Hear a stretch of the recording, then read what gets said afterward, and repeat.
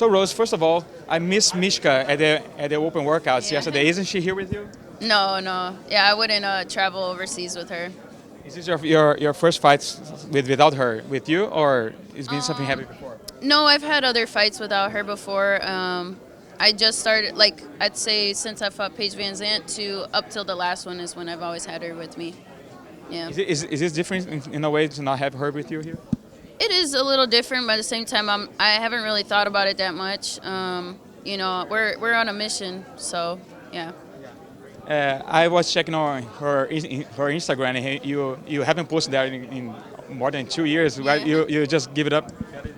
I don't know. That's just how I'm feeling right now. Even my own Instagram, I'm not really posting that much. It's just not something that really interests me at the moment. I feel like there's so much information out there that's like, why do I got to add to it? And it's just, yeah, it's not exciting to me.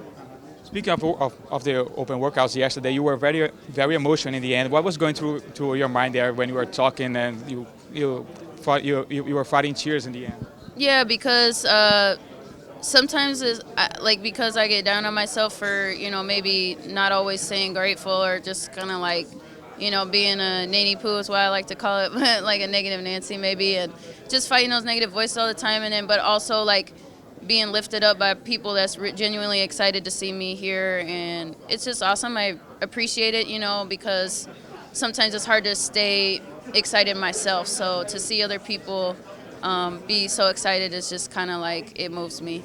It was good to see Pat Barry fired up while he was taking off your gloves. What was him saying to you when he was talking? He was taking off his. Honestly, like when he goes on those like rants and stuff, I don't really remember him that much, so I don't know what he was saying. You're here in Brazil to headline a card that has Jose Aldo and Anderson Silva. Is this surreal to be in this position not that long ago after coming into the UFC and being with those legends in the undercard? Of course, yeah. I mean, that's another reason why it's gets me a little emotional, because it's like, man, like what a great experience all around. I get to main event this card and like all these like great things. It's almost like so many that I can't really. It like kind of goes over my head. So yeah, I mean, guys like Jose Aldo and Anderson Silva and Nogueira. I mean, those are people that I watch coming up, and so yeah, to be in the main event is just, I don't know. I don't have words for it. Is that something that maybe shows that you have made it, that being in this position? Of course, yeah. I mean, this is a huge opportunity for sure.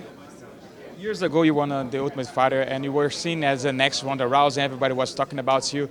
Do you think that pressure going into your first title fight, and losing that fight, kind of was perfect in the end because it gave you the chance to grow as a fighter, not being the champion and being someone climbing the rankings outside of the reality show in the UFC? Yeah, I think if I were to have won that fight, my life would be totally different. Who knows what would have happened, but it's definitely the best thing that could have happened to me. And after everything you've been through in your career and outside of your career as well, being seen as the underdog against pretty much everyone you faced so far, and going into this fight as the underdog as well, do you take that personal, have to prove people wrong, or you kind of understand where people are coming from? I think my ego might, sometimes get a little distracted and sometimes like, want to prove others wrong, but that's really like a small part of me. It's really all about proving to myself, because I have doubts. I have questions for myself. That's why we get in there. And any fighter that, doesn't acknowledge that is lying. And so it's all about being totally honest, and it's all about just proving to myself that I can do it. And how do you think you're going to do it on Saturday? I've said it many times before, and I'll say it again. I'm going to punch her in the face, take her back, and choke her out. This is going to be your first title defense since the UFC moved the pay-per-views to the UFC Plus platform. Do you think it's going to change anything regarding the number of fans that are going to watch you, or pay-per-view points? How is that going to work? Have you had the chance to talk to the UFC about it at all?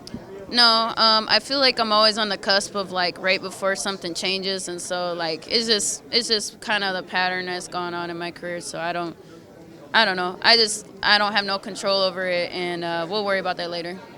Do you make pay-per-view points? Yeah.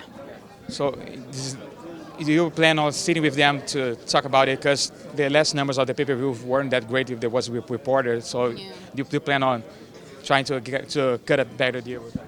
I'm not thinking about that. I'm here just to face my fears and like I'm here for the experience. Obviously, I mean that part of myself is shut off at the moment. So, whatever happens, happens.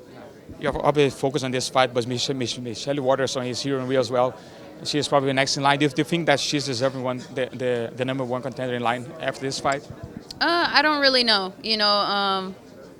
I think maybe watching like however the fight with Tatiana and Nina goes, they're obviously that's an interesting matchup as well. So we'll see. Do you think she has evolved too much since you first fought her and you submitted her? Do you think you both have changed a lot since that fight? I think she's definitely more motivated. She's smarter. She's more wise and stuff. And so like that's the main difference that I see. And she's very motivated. Final question. Your friend Justin Gaethje is coming off two back-to-back first-round knockouts, amazing knockouts. How cool would it be to see him with a UFC belt next to you? Oh, that'd be awesome. I mean, he's a true champion. I think the 155 division very crazy and very all over the place, but that is definitely something that I see in the future. And that's just it's all about just letting it happen and not forcing nothing. And I think it will. Like you said, the landscape is really crazy right now. If it was up to you, who do you think he should fight next? Yeah, it would be cool. I mean, it would be awesome to see him fight Khabib for real. I think that or Conor or Tony, any one of those. I mean, seriously, like the whole 155 division is like you could put any one of those guys together and it's going to be a great fight. Do you think that his wrestling background and his strike is the perfect game plan perfect style to put an end to Khabib's run? I think that he's definitely. I think he's the better fighter. Khabib is definitely I mean, they're all neck and neck up there. So, it just depends on.